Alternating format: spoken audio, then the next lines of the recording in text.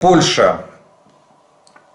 Польша, в принципе, в рамках альянса абсолютно нормальная реакция, которая вызвала огромную истерику в Кремле. Польша заявила о готовности разместить у себя ядерное оружие. Кремль пригрозил ответными мерами. Причем, посмотрите, какой цинизм и двойные стандарты со стороны Кремля. То есть, то, что они разместили ядерное оружие на территории Белоруссии, это нормально, они считают. То есть, так должно быть. А когда Польша в рамках НАТО дает согласие на размещение средств ядерных боеприпасов на своей территории, то это Кремль грозит ответными мерами. Какими еще ответными мерами может грозить Кремль? Вот. Сказать на сегодняшний день трудно. Дело в том, что Польша является полноценным членом НАТО. НАТО является альянсом, в котором есть страны, члены ядерного клуба, то есть страны, обладающие ядерным оружием. Вспомните, ядерное оружие находилось в Турции. Да? Когда начались проблемы с самой Турцией в отношениях США-Турция, ядерное оружие было передислоцировано на территорию Румынии, на румынскую базу военную, натовскую базу. Но как-то Румыния ничего абсолютно, никаких возражений не высказывала по этому поводу. Я думаю, что...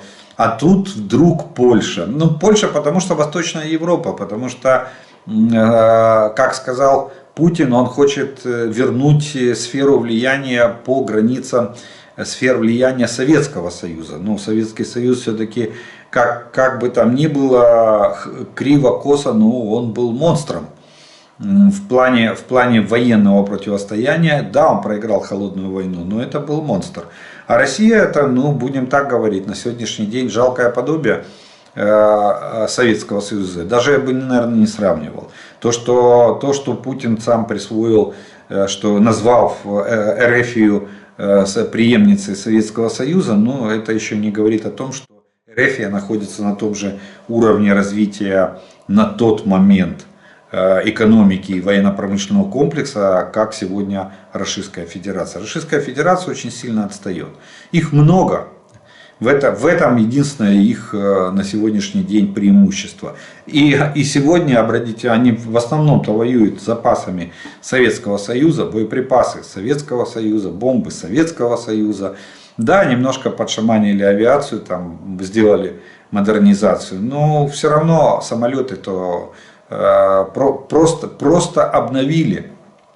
Флот тоже чуть-чуть пообновили, но в основном-то советский флот, он даже императорские корабли, и те мы там потихоньку выводим из строя, точнее не корабли, а судна. Вот. Так что Польша дала согласие, и я думаю, что абсолютно правильно. Теперь в принципе, Путин за что боролся, на то и напоролся. Хотел приближения границ НАТО к территории РФ. Он их получил. Получил 1000 километров границы с Финляндией. Финляндия член НАТО. Хотел отодвинуть ядерное оружие. Получил под самым боком ядерное оружие.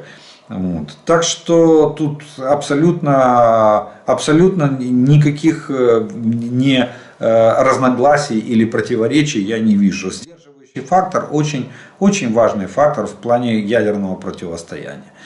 Вот.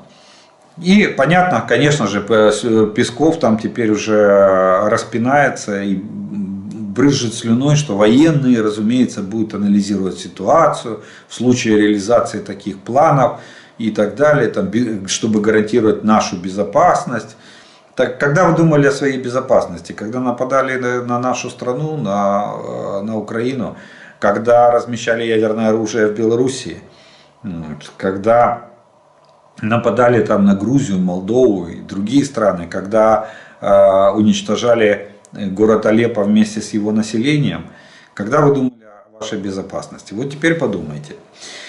Ну и пару новостей из Запоребрика, которые нельзя было пропустить. Продолжаются бомбардировки своей территории, ну так образно можно сказать. Российские летчики опять потеряли КАП,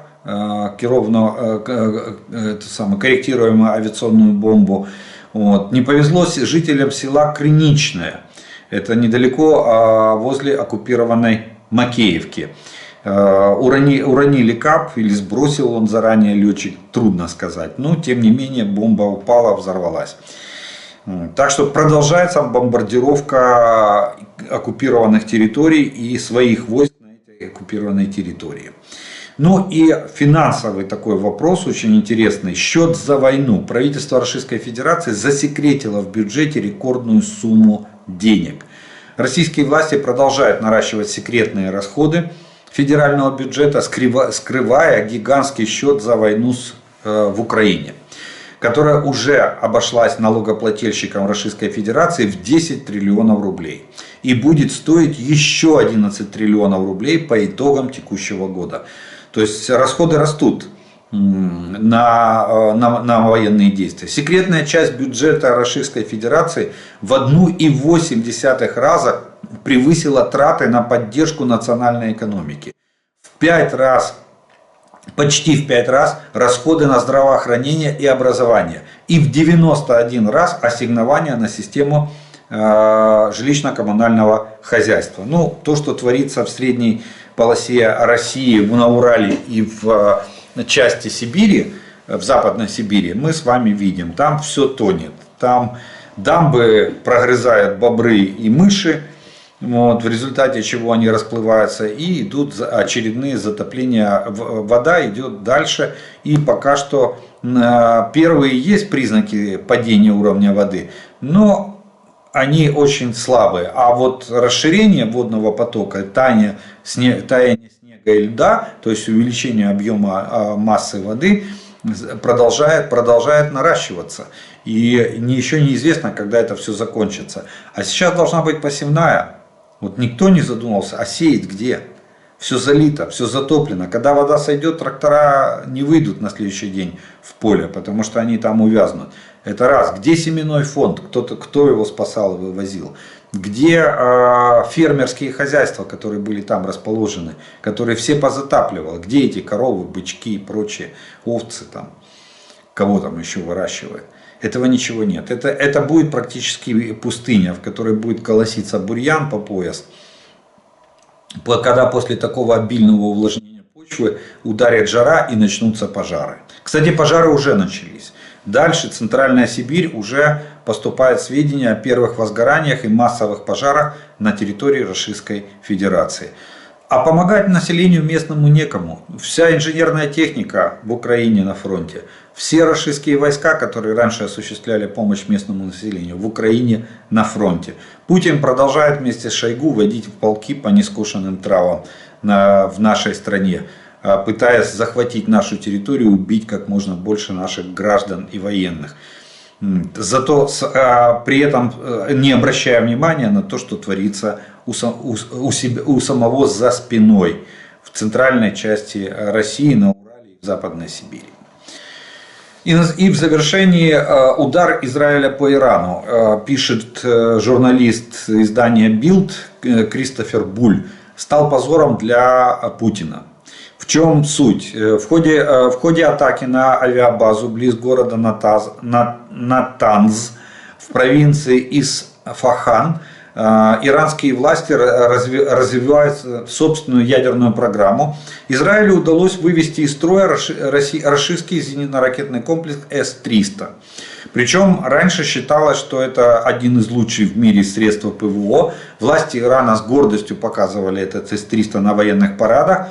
На нем цепляли портрет аятоллы Хамини с его цитатами там, о непобедимости Ирана. Но успешная атака Израиля стала таким вот позором для российского правителя Владимира Путина, пишет журналист Буль в издании Кристофер Буль в издании Bild. Вопрос в том, что, смотрите, я вам рассказывал, любое средство противовоздушной обороны в первую очередь заложен алгоритм, что оно должно защитить само себя и потом защитить ту территорию, которую оно покрывает. Здесь израильская ракета прилетела и просто уничтожила зенитно-ракетный комплекс. Как заметил он эту ракету, не заметил, судя по всему, не заметил. Так вот, западные чиновники уверены, что зенитно-ракетный комплекс был поражен ракетой, выпущенной с истребителя, но не из Израиля или Ирана. То есть там могли перейти границу из территории Ирана, запустить какую-то ракету, или, допустим, с территории Израиля запустить, это еще дальше. Это через сколько стран надо лететь, чужие территории. Так вот, считается, что именно с истребителя была пущена ракета класса «Воздух-Земля», которая успешно поразила комплекс С-300. Так что Иран теперь должен задуматься, насколько его ПВО способно защитить его объекты от ударов других стран.